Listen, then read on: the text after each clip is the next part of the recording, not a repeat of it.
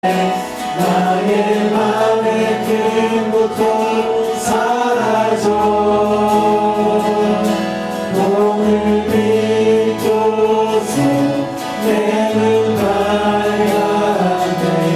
참 내 믿는 영원한 십자가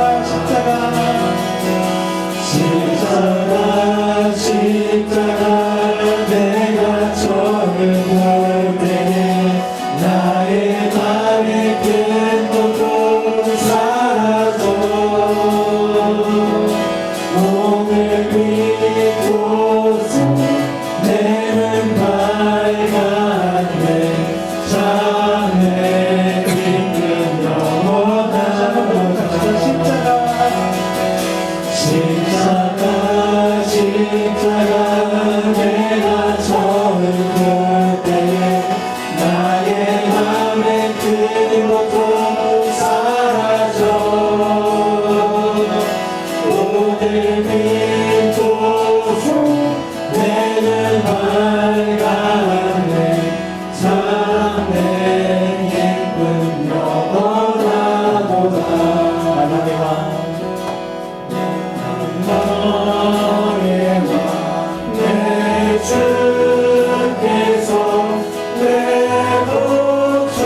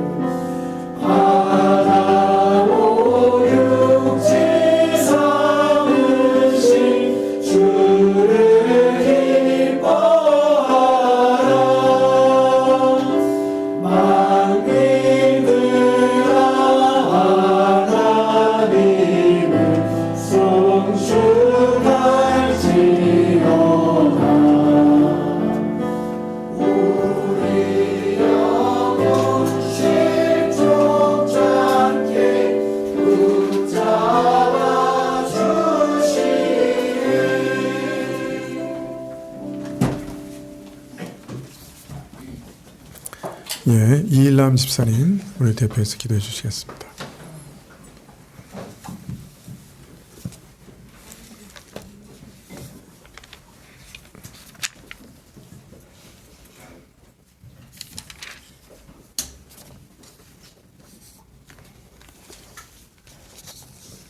네, 기도드리시겠습니다. 하나님 아버지, 우리에게 주님의 평안을 생각하고 안식을 누리는 주의를 허락하셔서 누리게 해주시기 바랍니다. 십자가의 죽음을 통하여 저희에게 대한 사랑과 자비를 직접 행동으로 진심으로 보여주시고 부활을 통해 예수님의 말씀과 사역에 대한 유대인들과 로마 제국의 평가와 판결이 틀렸고 예수님의 자기 주장과 가르침이 옳았다는 것을 온 우주에 선포해 주신 것을 감사드립니다. 수고하고 무거운 짐진 자들아 다 내게 오라. 내가 너희를 쉬게 하리라 하신 주님, 우리가 세상 속에서 여러 가지 압력과 갈등, 해요와 경쟁에 지치고 저희 속의 여러 악한 욕망들과 대하여 선한 양심으로 싸우는 싸움에 눌리고 지치고 기전할 때가 많습니다. 하나님을 사랑하는 자, 그 뜻대로 부르심을 입은 자들에게는 모든 것이 합력하여 선을 이루느냐. 오직 나의 가는 길을 그가 아시나니 그가 나를 단련하신 후에는 내가 전같이 나오리라 하신 하나님 약속 안에서 안식과 소망을 누리게 하시고 선한 믿음의 삶을 지속할 수 있는 힘을 주시옵소서. 저희 교회의 자녀들을 지켜주시고 언약의 자녀로서 자신에게 물려받은 언약의 약속들을 자기가 직접 자신의 마음으로 붙잡아서 자신의 것으로 누리게 하는 복을 허락하여 주시기를 원합니다. 아멘. 연로하고 연약하신 저희 교회 분들을 믿음으로 붙들어 주시고 그 사람은 부패하나 속 사람은 날로 새로워지는 소망과 은혜를 허락하여 주시기를 원합니다. 저희 교회 청년들이 사회 속에서 여러 가지 기회와 역할들을 얻게 해주시기를 원하고 그러기 위해서 잘 준비하는 청년들이 되게 해주시기를 원하고 시간을 잘 사용할 수 있게 해주시기를 원합니다. 저희 나라가 정치적으로 말미암은 여러 가지 혼란들이 수습되고 정의롭고 합리적이고 정치 질서가 회복되게 하여 주시기를 원합니다. 하나님 아버지, 저희 교회가 말씀의 진리 가운데서 든든히 서게 해주시고 말씀과 기도와 예배와 봉사와 교제가 풍성한 그런 선한 열매를 맺히는 교회가 되게 해주시고 오늘 오후 예배에 저희 심령을 지켜주시기를 원합니다. 아멘. 이 모든 말씀 우리 주 예수 그리스도 이름으로 기도드립니다. 아멘.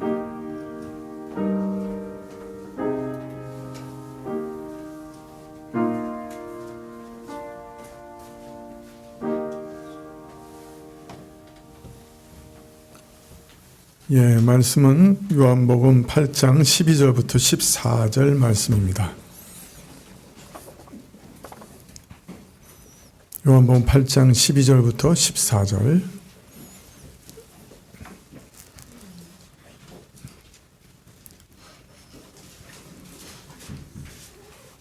신약 158쪽인데요.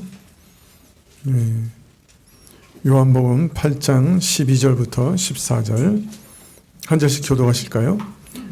예수께서도 일러 가라사대 나는 세상의 빛이니 나를 따른 자는 어두움에 다니지 아니하고 생명의 빛을 얻으리라.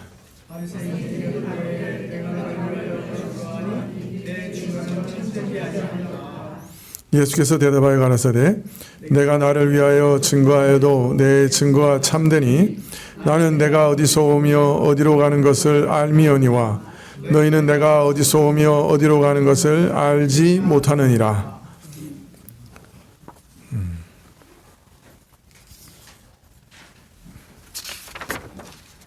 예, 은혜구역 특성이 있겠습니다.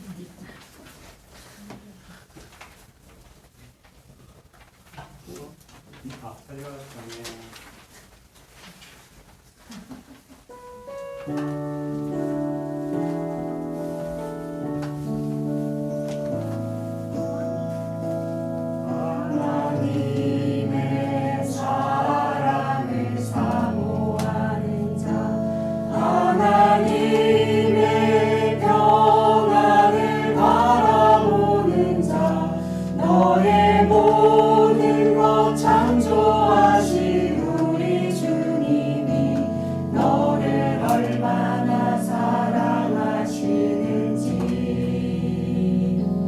하나님께 찬양과 경배하는 자, 하나님의 선하심을 닮아가는 자, 너의 모든 것 창조하신 우리 주님이 너를 자녀 삼으셨네.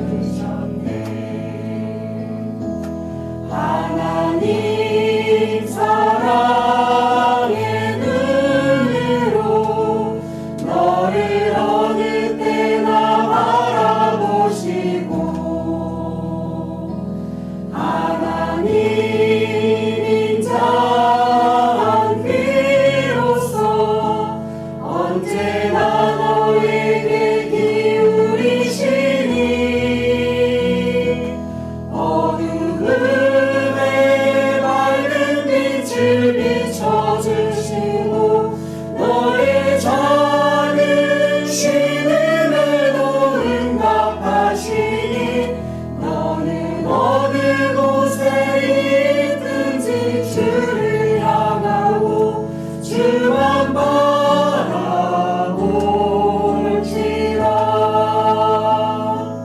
하나님 사랑의 눈으로 너를 어느 때나 바라보시고 하나님 인자한 귀로서 언제나 너에게 기울이시니 어두움에 밝은 빛을 비춰주시고 너의 작은 신음에도 응답하시니 너는 어느 곳에 있든지 주를 향하고 주만 바라볼지라.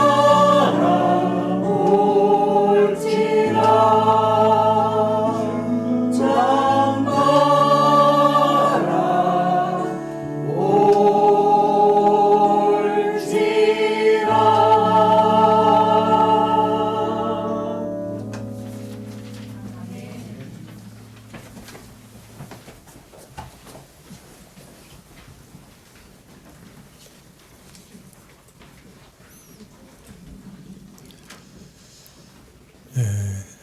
찬송하는 동안에 사랑이가 나한테 분명히 윙크를 한 것 같은데.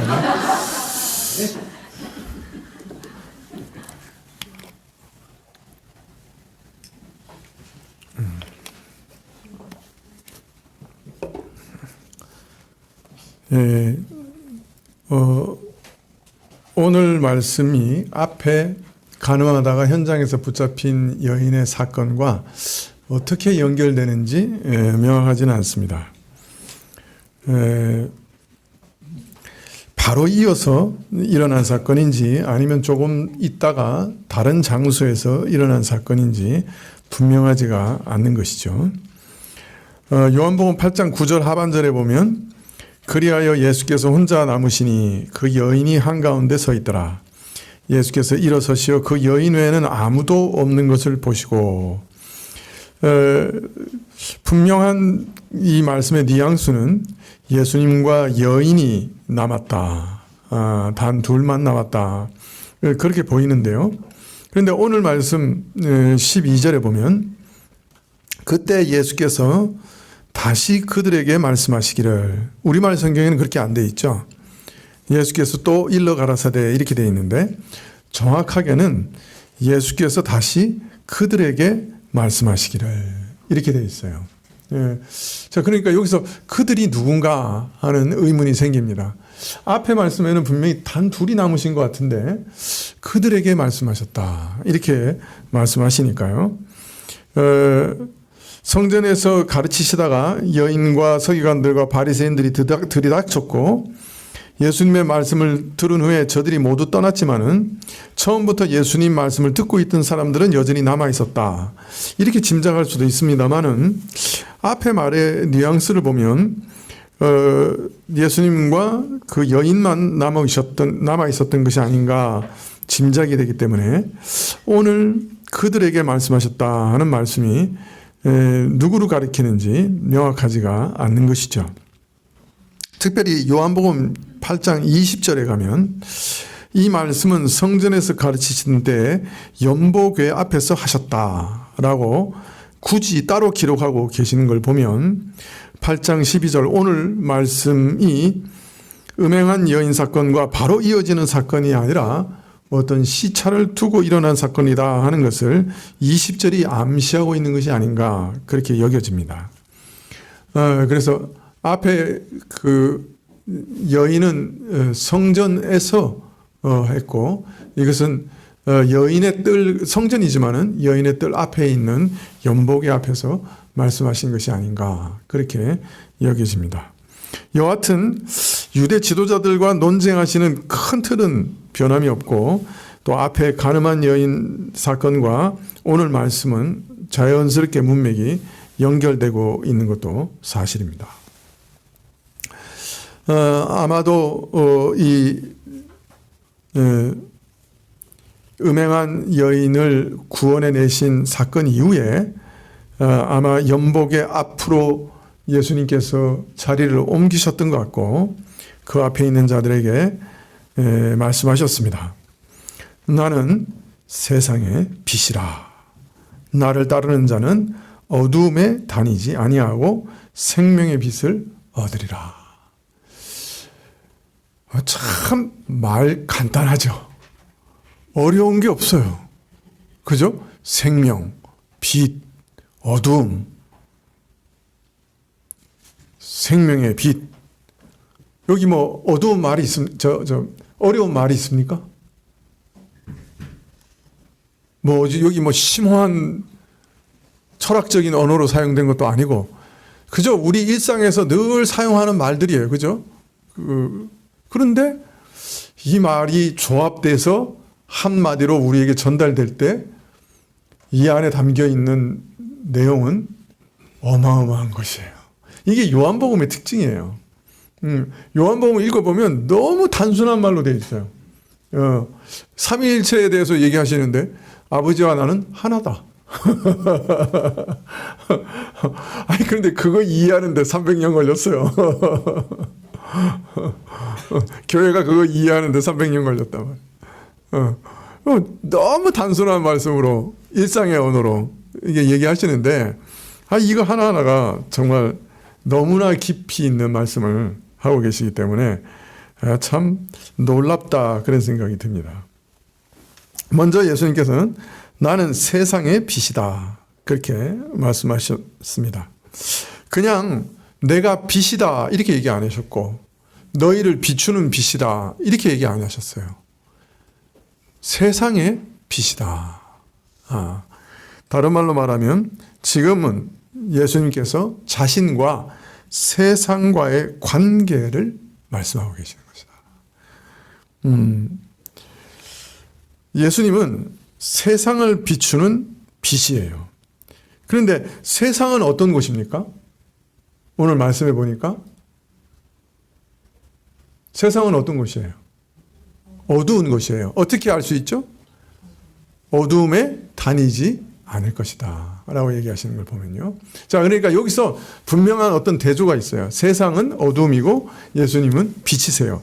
그 세상 어두움을 비추셔서 밝게 하시는 빛이세요. 이게 무슨 의미일까요? 세상의 어두움은 무엇을 의미하는 걸까요? 어떤 어두움을 얘기하는 걸까요? 예수님이 말씀하시는 빛은 또 어떤 빛을 말하는 걸까요? 단순한 말이에요. 어두움, 빛. 우리가 매일 쓰는 언어예요. 근데 거기 담겨져 있는 뜻은 간단하지가 않아요. 그럼 여기서 어두움은 세상이 어둡다 그러셨는데 세상의 어두움은 무엇에 대한 어두움일까요?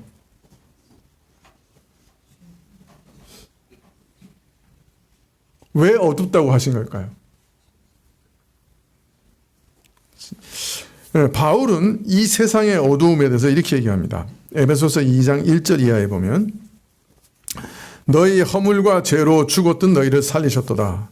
그때 너희가 그 가운데서 행하여 이 세상의 풍속을 쫓고 공중의 권세 잡은 자를 따랐으니 곧 지금 불순종의 아들들 가운데 역사하는 영이라. 전에는 우리도 다 그 가운데서 우리 육체의 욕심을 따라 지내며 육체와 마음에 원하는 것을 하여 다른 이들과 같이 본질상 진노의 자녀였더니.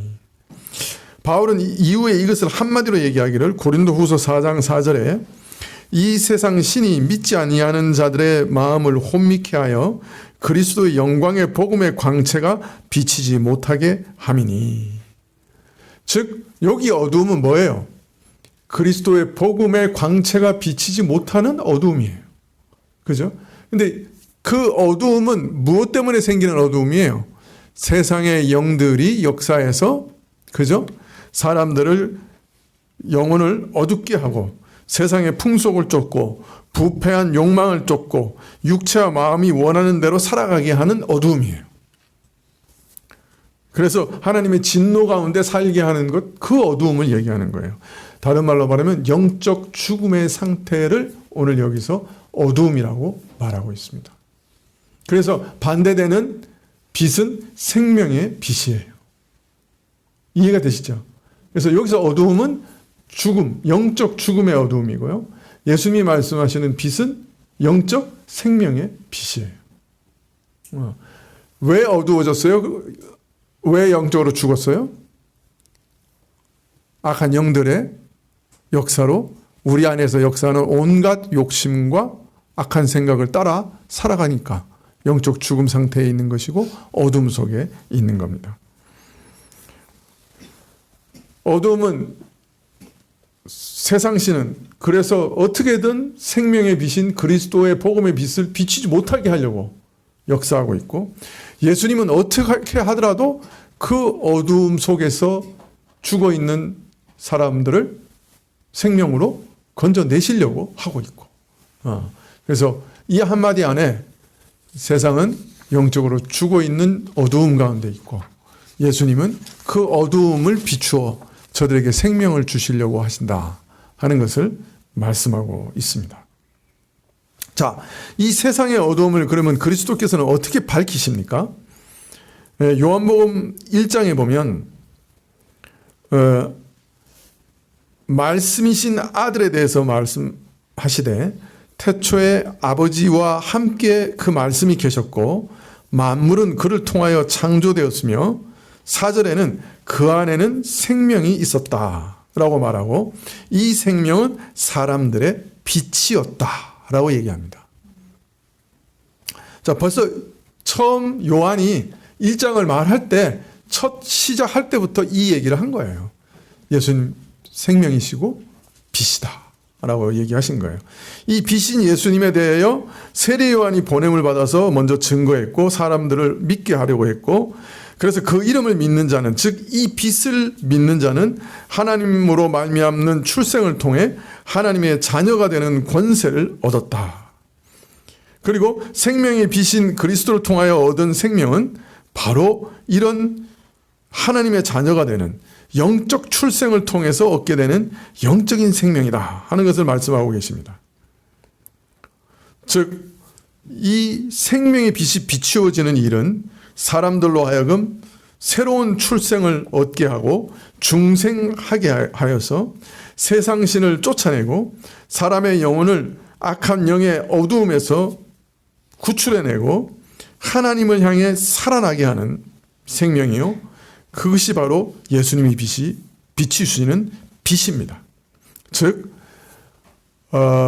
예수님은 죽어 있는 어둠 가운데 있는 사람들을 생명을 주시는 빛인데, 그 생명을 주시는 빛의 방법은 요한복음 1장에 보면 중생이라, 하나님의 자녀가 되게 하시는, 새롭게 태어나게 하시는 일이라 그렇게 말씀합니다. 그래서 3장까지 쭉 중생에 대해서 얘기하고 계시죠. 자, 나는 이런 세상의 빛이니 나를 따르는 자는 어둠에 다니지 아니한다. 그렇게 얘기하십니다. 자, 빛이신 그리스도를 따르는 자는 어둠에 다니지 않는 것은 너무나 당연하겠죠. 그죠? 빛을 비춰주셨으니까 이제는 어둠 속에 있지 않은 거죠. 빛이신 분을 믿고 따르면 세상의 어둠을 밝히는 그리스도의 빛을 비춤을 받고 살아가면 어둠 속에 살아갈 수 없는 것이죠. 이 말씀은 앞에서는 세상과 예수님의 관계에 대해서 얘기했다면, 어둠에 다니지 아니한다는 말은 예수님과 제자의 관계를 말씀하고 계시는 거죠. 한마디 안에 여러 뜻이 들어있어요. 예, 그래서 세상의 빛이다라고 할 때는 세상과 예수님과의 관계에 대해서 얘기하시고, 그런데 세상의 빛인 나를 따르는 자는 어둠에 다니지 않는다 해서 빛이신 예수님과 예수님을 따르는 제자들과의 관계를 얘기하고 계시죠. 예, 그래서 세상과의 관계를 먼저 말씀하셨고 그 다음에 제자들과의 관계를 말씀하세요. 제자들은 어떤 자들이에요? 어둠에 다니지 아니하는 자들입니다. 앞에 간음하는 현장에서 예수님께서 돌로 쳐 죽임을 당할 위기에 처한 여인을 구출해 내셨어요. 그죠? 예, 그래서 거기 돌로 치려고 하는 사람들 다 부끄럽게 해가지고 다 돌아갔습니다. 그리고 난 다음에 나도 너를 정죄하지 않겠다라고 말씀하셨어요. 어둠 속에 있었던 이 여인에게 빛을 비추셔서 저를 구원해 내신 거예요. 그죠? 그리고 저에게 죄 용서를 해주셨어요. 그래서 죄 용서를 확증해 주셨어요. 그리고 나서 가서 다시는 죄를 범하지 말라라고 명하십니다. 이것은 내가 죄를 범하지 않을 수 있는 은혜를 계속해서 너에게 주겠다는 약속이기도 해요. 우리를 죄에서 구원만 해놓으시고 야, 이제부터 네가 열심히 해서 잘 살아봐, 이제 착하게 살아봐, 그러면 우리는 어떻습니까? 착하게 살 수 있습니까? 불가능하죠. 만일 우리가 죄 용서만 받았다고 하면 우리는 역시 소망이 없을 거예요. 죄 용서 받은 자에게 하나님께서는 성령을 주시고 계속해서 죄를 싸워 이기게 하시는 은혜를 주시는 거예요. 그래서 이 여인에게 가서 다시는 죄를 범하지 말라 명하신 것은 명령인 동시에 약속이기도 해요. 예수님께서는 성결한 삶을 계속 이루어가는 그런 은혜를 베푸시는 분이십니다. 그래서 오늘 나는 세상의 빛이라고 말씀하시면서 세상을 구원해내는 생명의 빛, 생명의 구원자이심을 알리신 다음에 나를 따르는 자는 어둠에 다니지 않는다. 즉 이제 죄에서 구출된 자는 계속해서 죄에서 구출되는 은혜를 받게 된다라고 말씀하고 계시는 거예요.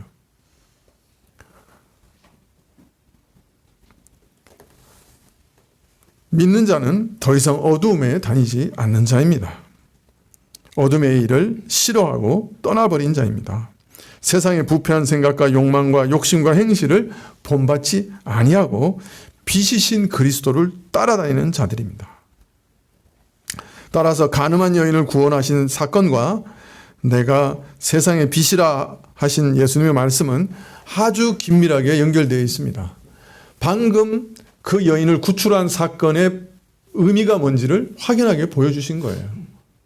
세상의 어둠 속에 있었던 그 여인을 빛이신 예수님께서 구출해 내셨고, 그리고 이제는 빛을 따르는 자로 만드셨고, 그래서 더 이상 죄 범치 않는 자로, 죄를 이길 수 있는 자로 만들어 내신 거예요. 그래서 나는 세상의 빛이라 나를 따르는 자는 더 이상 어둠에 다니지 않는다. 이것이 바로 여인이 경험한 구출 사건의 본질이에요. 그러니까 바로 이 선포를 하시는 게 당연한 거죠. 그죠? 그 사건 바로 다음에 어떤 면에서는 이 선포를 하시는 게 너무 당연한 일이에요. 자, 그 다음에 또 놀라운 말씀을 하시기를 나를 따르는 자는 어둠에 다니지 아니하고 생명의 빛을 얻으리라. 네. 신자가 어떻게 해서 계속 어둠에 다니지 않을 수가 있는가? 예수님을 따르는 자는 어떻게 계속해서 죄를 이길 수 있는가? 생명의 빛을 얻기 때문이라. 여기서 생명의 빛을 얻었다는 말은 생명의 빛을 소유할 것이다. 그런 말이에요. 생명의 빛을 소유한다. 예수님을 따르는 자, 예수님을 믿는 자는 이제 생명의 빛을 자신 안에 소유하게 돼요. 이것은 믿는 사람은 누구나 경험하는 영적 변화예요. 이것을 앞에서는 뭐라고 얘기했습니까? 생수의 강이 그 심령에서부터 흘러나리라. 그렇게 또 말씀을 하셨죠. 생명의 빛을 소유하다 하는 것은 그냥 어떤 지식만 알고 있는 것이 아니에요. 그 안에 성령의 역사가 있는 거예요. 생명 자체로 예수님을 소유하는 거예요. 성령께서 그 마음 안에 좌정하시는 거예요. 거기서부터 생명의 강이 흘러나오는 거예요.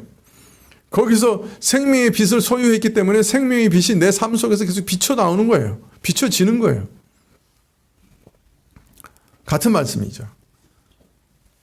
이제 성령께서 내 안에 거하시고 성령의 빛이 내 안에 비춰주시고 그리하여 그 빛 가운데서 내가 성령 하나님과 동행하게 되고 성령의 인도를 받고 성령의 감화를 받는다.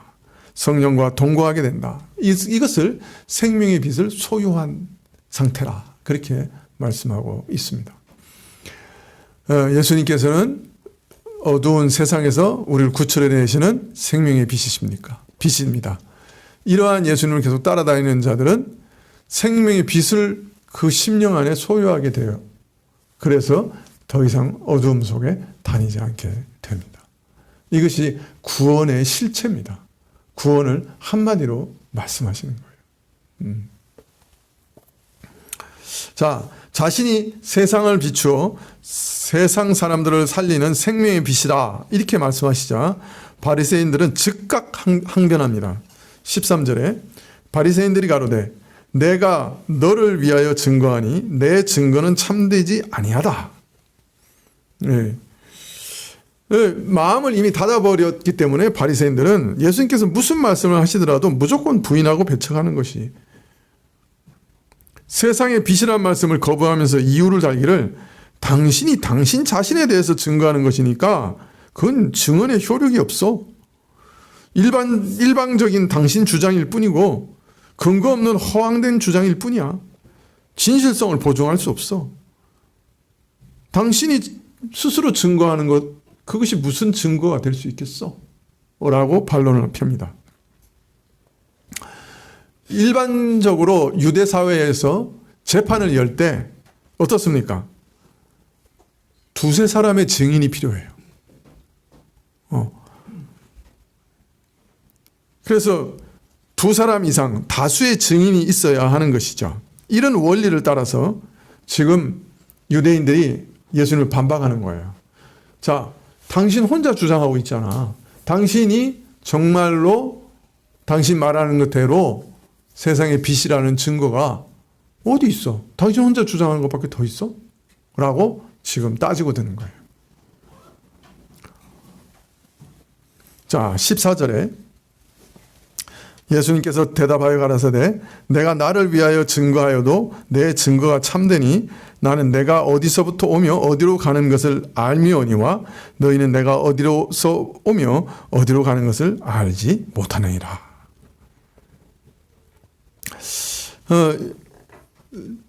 참 예수님께서는 무슨 비난을 받으셔도 여관에서 잘 대답 안 하셨어요. 반론을 잘 펴지 않으셨어요. 근데 오늘은 이상하게도 반론을 하세요. 내가 세상의 빛이다 하는 것이 정말 올바른 증언이야 라고 반론을 피세요. 왜 그러실까요? 이 일은 너무나 중요하기 때문이죠. 바로 그 반론을 피는 사람들의, 반박하는 사람들의 영원한 생명이 이 말씀에 달려 있는 거예요. 예수님이 정말로 생명의 빛이다라고 하는 것을 믿느냐 믿지 않느냐에 저들의 영원한 운명이 달려 있는 거예요. 그래서 예수님은 너무나 안타까우셔서 내가 말한 것은 진실된 말이야, 확실한 말이야 라고 지금 다시금 변론하고 계시는 거예요. 여기서 우리는 예수님의 참 안타까운 마음을 읽을 수가 있는 거죠.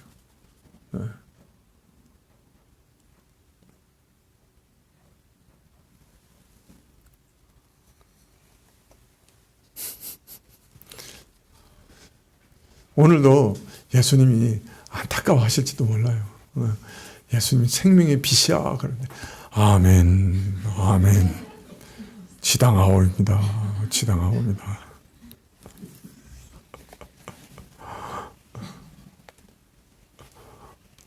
전하는 사람도 안타까운데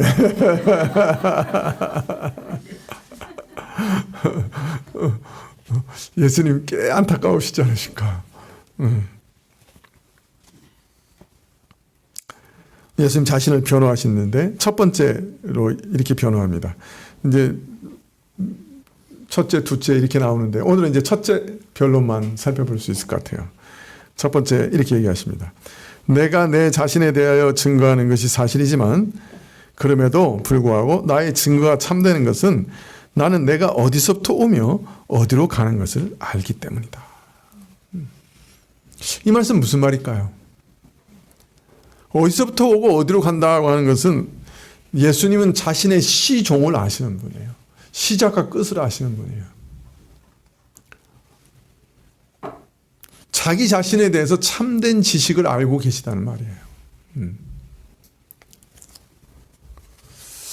야, 정말 이렇게 말씀하실 수 있는 분은 예수님밖에 없으실 것 같아요. 우리는 이렇게 말 못해요. 우리는 어디서부터 와서 어디로 가는지도 몰랐어요. 그죠? 왜 사는지도 몰랐던 사람들이에요. 그런데 예수님은 내가 어디서부터 왔고 어디로 가는지 정말 아시는 분이다. 그렇기 때문에 내 증거가 참되다 이렇게 얘기하세요. 이게 예수님의 증거가 참되다는 증거가 될 수 있나요? 예수님이 어디서부터 와서 어디로 간다는 사실을 아신다는 것이?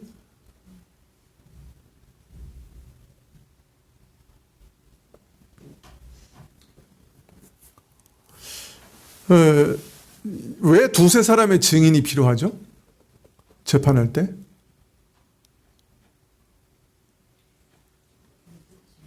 예? 정직하지 않기 때문에 사람들이. 최소한 두세 사람이 일치해야. 혼자서 얘기할 때는 무슨 말이라도 지어낼 수 있잖아요. 그죠? 두세 사람이 필요하다고 하는 거는 부패하기 때문에, 정직성을 의심받기 때문에. 그래서 자기 자신에 대해서 증언하는 것은 법정에서 잘 채택이 안 되죠. 참고는 돼도. 혼자 증거할 때는, 그죠? 구체성이나 뭐 이런 것으로 참고는 되지만은 혼자 증거할 때는 완전한 증거가 되지 못하죠. 그래서 인간의 정직성을 믿지 못해서 다수의 증언을 필요로 하는 것이죠. 자, 그런데 여러분, 재판 과정에 있어서 이런 정직성 이전에 더 중요한 게 하나 있어요. 내가 그 사실을 경험하고 그 사실을 확실하게 아느냐 하는 것이에요. 인간의 정직성 이전에 근본적으로 그 사실을 아느냐, 그 진리를 아느냐, 모르느냐, 이게 중요한 것이죠. 예수님께서는 지금 바로 그 차이에 근거해서, 진리를 아는 것과 모르는 것의 차이를 근거해서 내 증거가 옳다라고 말씀하신 거예요. 당사자의 증언을 믿지 못하는 것은 인간의 정직성을 믿지 못하는 데서 기인하는 것이지만은, 그러나 여기서 예수님께서는 더 근본적인 사실을 지적하시되, 사람은 자기가 모르는 것에 대해서는 증거할 능력이 없고 자격도 없다는 거예요. 뭘 알아야 증거를 하죠. 근데 나는 아는 것을 증거한다. 예수님께서 나는 내가 아는 것을 증거하기 때문에 내 증거가 유효하다라고 말씀하고 계시는 거예요. 당사자의 증언을 배제하고 다수의 증언을 채택하는 것은 증언의 진실성을 확보하기 위한 형식적이고 부차적인 조건일 뿐이요, 본질적인 조건은 아니라는 것이에요. 사실 증언이 참되기 위해서 가장 중요한 조건은 증언하고자 하는 대상이나 사실에 대한 직접적인 경험과 지식이 있느냐 없느냐예요. 당사자의 증언이냐 타인의 증언이냐, 그게 아니라 내가 진짜로 그 사실에 대한 지식을 갖고 있고 경험을 갖고 있느냐는 거예요.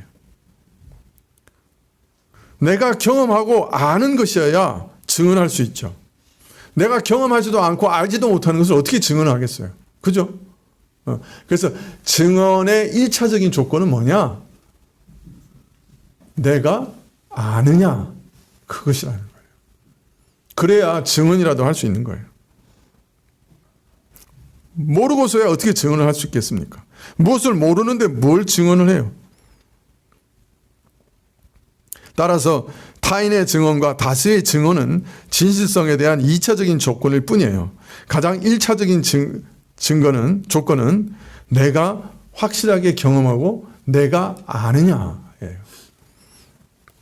따라서 내가 어디서부터 오며 어디로 가는 것을 아는 것은 나에 대한 증언이 진실한 증언임을 보장하는 가장 기초적이고 근본적인 근거예요. 예수님께서는 자신에 대하여 증언하는 것이 진실한 증언이 되기 위해서 예수님께서 바로 자신이 어디서부터 왔으며 어디로 가는지 확실하고 정확하게 아는 그것이 바로 내 주장이 옳다는 증거다라고 말씀하신 것이죠. 자신의 존재 근원이 무엇인지, 어디서 시작되었는지, 그 과정이 어떤 것인지, 최종적인 목적과 목표가 무엇인지, 말하자면 자기를 통하여 시작되었고 지금까지 진행되었으며 앞으로 계속되어질 일의 시종을 다 아는 것이 참된 증언의 최우선적 조건이다. 이렇게 말씀하신 겁니다.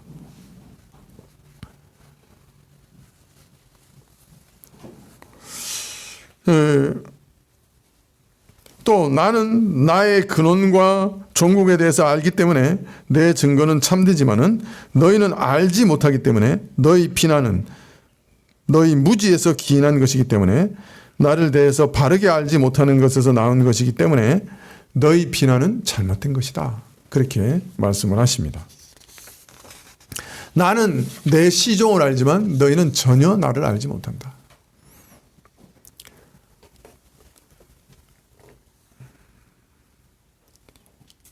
그런데 저들이 알지 못한다 하는 말씀은 예수님께서 자신의 일에 대해서 증거하거나 증인이 될 수 있는 가장 중요한 자격이 그것에 대하여 안다는 것이 우선적인 것이 될 수밖에 없는 중요한 이유를 더하여 밝히신 것이라고 할 수 있습니다. 예수님은 먼저 자신이 확실히 알기 때문에 나는 참된 증인이라고 말씀하셨고, 두 번째, 너희는 알지 못한다. 다른 말로 말하면 내가 아는 이 내용은 매우 특별한 것이라 사람으로서는 알 수 없는 내용이다 라고 말씀하고 계시는 거예요. 그리스도께서 어디로 왔으며 어디로 가는지 아는 그 일은, 그리스도의 존재 근원에 대해서 아는 일은 사람이 알 수 있는 범위 밖의 일이에요. 자, 그렇기 때문에 당사자만이 증인이 될 수밖에 없는 것입니다. 다른 사람은 결코 알 수 없는 일이기 때문에.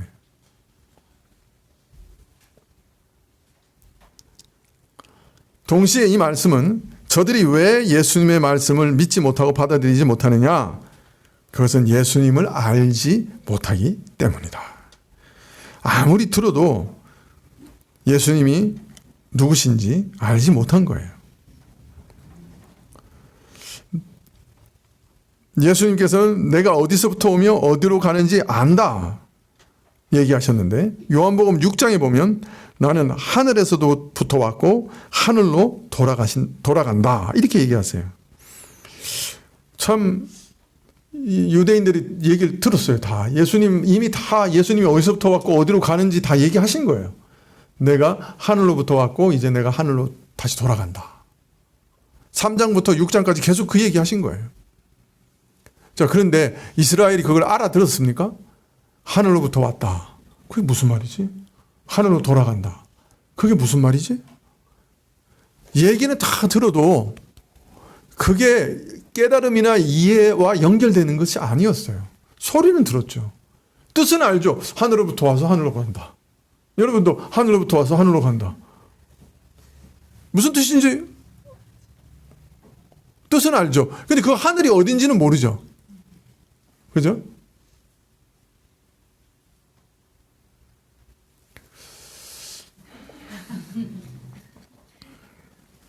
어떤 때는 참 제 언어가 한계 지어져 있다. 그렇게 느껴질 때가 참 많은데요. 여러분, 사실 여기요. 삼위일체의 깊은 비밀이 끊임없이 흘러나오고 있는 거예요, 사실은. 이게 8장 마지막 절까지 읽어보면 이게 다 삼위일체 비밀에 대해서 얘기해요. 지금 오늘 시간이 없어서 이렇게 다 말씀을 못 드리지만은 이 한마디 한마디가 사실은 밑바닥에 삼위일체 비밀을 깔고 있는 거예요. 그런데 말은 너무 단순해. 나는 어디서부터 왔는지 알고 어디로 가는지 안다. 그게 뭐예요? 내가 하나님 아버지로부터 나왔고 나는 하나님 아버지와 함께 있었고 하나님 안에 있는 제2위로서 그죠? 하나님의 아들로서 내가 이 땅에 왔고 내가 어디로 가느냐? 다시 십자가와 그죠? 죽음과 부활을 통해서 하나님 우편으로 돌아갈 것이고 이런 내용이잖아요. 그걸 너무 간단하게 나는 어디서부터 왔는지 알고 나는 어디로 가는지 나는 안다. 너무 단순한 말로 말씀하고 계시잖아요. 근데 그 안에 들어있는 내용은 삼위일체 하나님과 신성과 인성에 대한 비밀이 그 다 들어있는 거예요. 예수님께서는 참 사람이시고 참 하나님이셨는데 하나님의 아들로서 참 사람이 되셨는데 그죠? 그가 십자가에 죽으실 거고 부활하시고 다시 하나님께로 돌아가실 거다. 그것을 내가 어디서부터 왔고 어디로 가는지 안다. 내가 하늘에서부터 왔고 하늘로 돌아간다. 이렇게 단순한 말로 설명하신 거예요. 근데 그 속에는 어떤 면에서는 삼위일체 하나님 신성과 인성에 대한 비밀 이런 거 다 들어있는 거예요.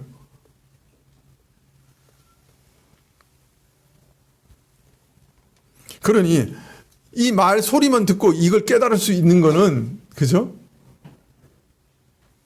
참 신비인 거죠. 그것도. 예수님께서 참 하나님이시고 참 사람이시고 세상의 구세주시다 아무리 외쳐도 듣는 자들의 반응이 냉담한 것은 마음에 전혀 이해가 되지 않는 거예요. 그냥 아무 의미 없는 공허한 소리로 들리는 거예요.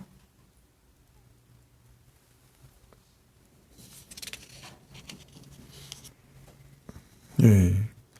그래서 참 요한복음 1장부터 3장까지 계속해서 이 빛이 비추어져서 사람들이 어둠에서 깨어나기 위해서는 중생이 필요하다. 거듭나는 것이 필요하다. 다시 태어나는 것이 필요하다. 그런 변화 없이는 이런 말씀을 전혀 이해할 수가 없다. 그렇게 자꾸 얘기하고 있는 거죠. 너희는 내가 어디서부터 오며 어디로 가는 것을 알지 못한다. 예수님에 대한 깊고 참된 지식이 없는 저희는 예수님에 대하여 증언할 수 없을 뿐 아니라 예수님의 증언에 대해서 그 진실성이나 유효성에 대해 판단하거나 거론하는 것조차 불가능한 일이다. 니들이 뭘 아는 것이 없는데 내 말이 진짜인지 아닌지 참된 증언인지 아닌지 어떻게 판단할 수 있느냐. 나는 내가 누군지 확실히 아는데 너희는 내가 누군지 알지 못하니 판단할 자격도 없다. 왜냐하면 너희 지식의 범위와 한계를 넘어서는 일이요 너희 판단의 범위를 넘어서는 일이기 때문에 그렇다.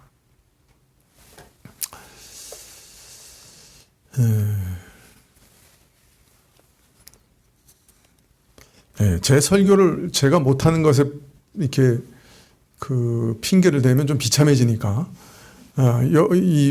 여러분이 계속 조시는 거는 봄철이라서 그렇다. 이제 그렇게 핑계를 대고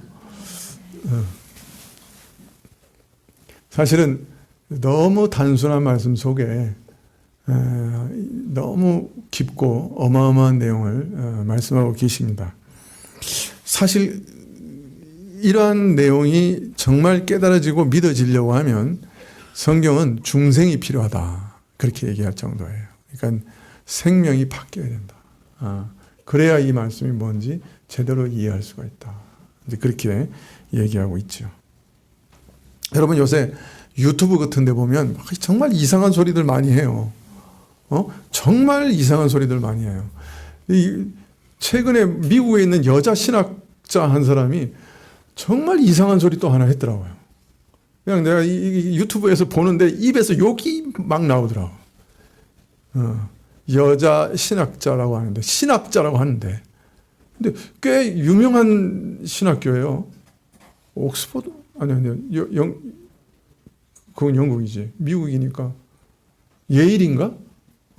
꽤 유명한 그 여자 신학자인데 아주 이상한 소리 했더라고 진짜.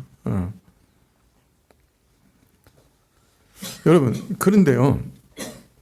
하나님께서 선지자나 사도들을 통해서 알리신 그리고 예수님을 통해서 알리신 이 복음은요.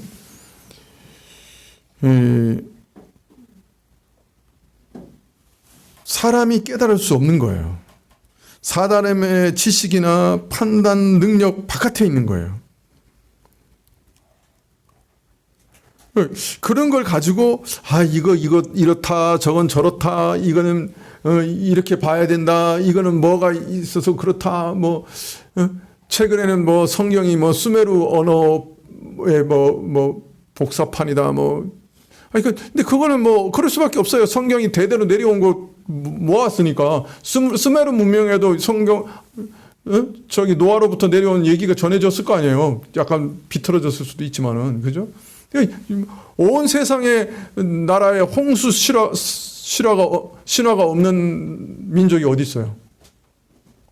다 있어요. 홍수 신화는 대홍수 신화는 다 있어요. 다른 말로 말하면 처음부터 그런 거는 다 주어졌죠. 그러나 영감된 말씀으로 기록된 거는 성경이죠. 그죠? 그 홍수의 진실된 의미와 목적과 방식이 기록되어 있는 것은 성경일 뿐인 것이죠. 근데 그거 가지고 성경이 수메르 문명의 그 기록들을 베낀 거다 보는 관점이 조금 다르죠. 그죠? 그러나 그 정도는 애교죠. 별의별 소리 다 하는 거예요. 진이 타당성을 논하는 것 자체가 불가능한 사실을 가지고 무모하게 어리석게 논란을 피는 일들이 지금 많습니다. 유튜브에도 그렇고 요새 신학자라고 하는 사람들도 별의별 이상한 소리를 다 합니다. 근데 그것들은 다 자기 경험과 자기 지식과 수천 년간 인간이 경험해온 어떤 일들을 비추어서 이건 일어날 만한 일이야 일어나지 않을 만한 일들이라 그러고 얘기하고 있는 거예요. 그러나 오늘 말씀하시는 게 뭡니까? 너희로서는 이건 알 수 없는 일이라. 너희 지식과 경험과 판단의 한계를 넘어서는 일이라는 거예요. 하나님께서 사람이 되시는 일은 사람의 이성과 판단과 그 해동 능력을 뛰어넘는 일이란 말이에요. 한 분 하나님께서 새 위격을 가지고 계시고 서로 사랑하시고 그분 중에 그 위격 중에 한 분이 이 땅에 사람의 몸을 입고 오셨는데 그 하나님은 또한 한 본질이시고 한 분이시다. 이런 거는 사람의 생각과 판단을 뛰어넘는 얘기란 말이에요. 알 수 없는 얘기예요. 그렇기 때문에 말할 자격이 없어요. 알지 못하는 사람들은.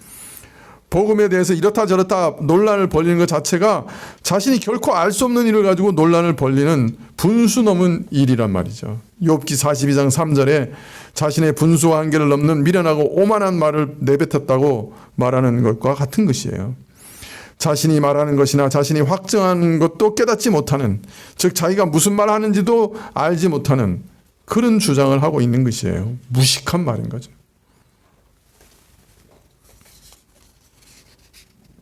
오늘 예수님께서 말씀합니다. 내가 아는 것, 내 시종, 내가 누구고 내가 어디서부터 왔고 내가 어디로 가는 것, 이 사실은 너희는 결코 알 수 없는 일이라. 너희의 한계, 너희 지적 한계, 너희 판단의 한계, 너희 수용 범위를 뛰어넘는 일이다.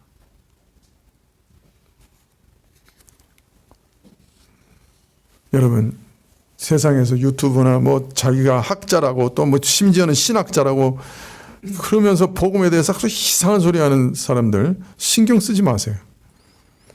저들이 결코 알 수 없는 것이 복음이에요. 저들은 복음을 논할 자격도 능력도 없어요. 그것에 너무 신경 쓰지 마세요. 야, 이런 신학자들이 이런 얘기 다 해? 그렇게 신경 쓸 필요가 없어요. 장님이 무슨 보지도 못하고 뭐라고 짓거릴 때 들을 필요가 뭐가 있어요? 예. 보는 사람은 알죠. 제가 아예 보지도 못했구나. 아직 보지도 못해서 저런 소리 하는구나. 아는 거죠. 예수님은 자신이 누군지 훤히 보시면서 얘기하신 거고, 바리새인은 하나도 안 보였어요. 엉뚱한 소리 하고 있는 거예요. 보느냐 보지 못하느냐, 그 차이인 거죠.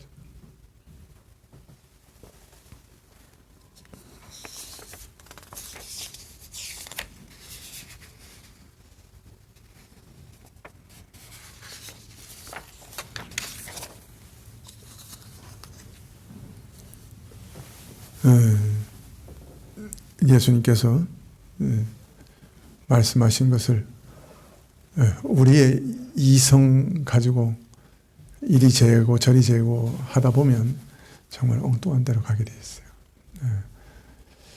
예수님 말씀을 우리가 읽을 때는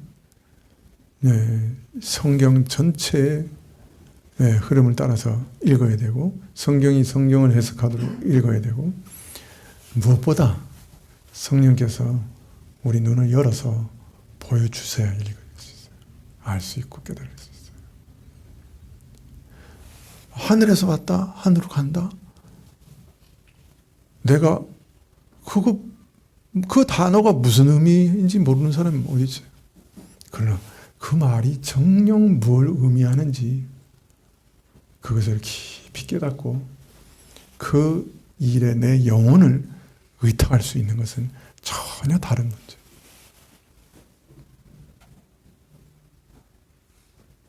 하늘로부터 와서 하늘로 가시는 그분께 내 영혼과 운명을 온전히 맡겨드리는 것.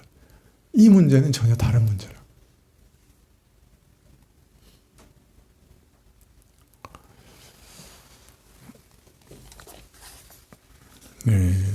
주께서 정말 생명의 빛을 여러분에게 비추셔서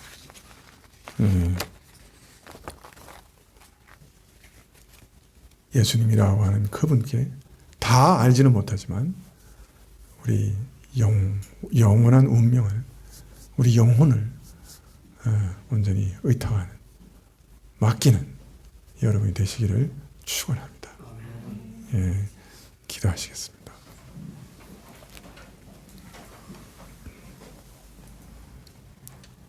예수님께서는 예수님만이 아시는 영원한 비밀을 우리에게 알리셨습니다. 사람으로는 감히 판단할 수도 없고 가다할 수도 없는 보이지 않는 세계에 영원한 생명이 좌우되는 진정한 비밀을 우리에게 알리셨습니다. 그 일을 위해 자신이 어떤 일을 하실지 우리에게 알리셨습니다. 그 일을 하시는 분이 누구신지 우리에게 알리셨습니다. 주님, 이 계시가 우리 마음 가장 깊은 곳에 마치 예수님께서 십계명을 돌판에 그 손가락으로 새기셨듯이 우리 심령 속에 새겨주시기를 원하고 우리 심령 속에 그것이 흐려지지 않게 해주시기를 원하고 그것이 깨달아지고 그것이 내게 능력이 되고 그것이 내 삶을 변화시키고 그것이 내 생각을 바꾸고 그것이 내 소망을 바꾸고 내 안에서 능력 있게 역사하는 계시가 될 수 있도록 말씀이 될 수 있도록 은혜 베풀어 주십시오. 그것이 내 영혼과 앞날을 운명을 온전히 예수님께 맡겨드리고 던져놓고 예수님을 붙들게 하는 그런 힘과 능력이 되게 해주십시오. 예수님의 이름으로 기도합나이다. 아멘. 하늘에 계신 우리 아버지시여 이름이 거룩히 여김을 받으시오며 나라의 임하옵시며 뜻이 하늘에서 이룬 것 같이 땅에서도 이루어지이다. 오늘날 우리에게 일용할 양식을 주옵시고 우리가 우리에게 죄 지은 자를 사하여 준 것 같이 우리 죄를 사하여 주옵시고 우리를 시험에 들게 하지 마옵시고 다만 악에서 구하옵소서. 대개 나라와 권세와 영광이 아버지께 영원히 싸움나이다. 아멘.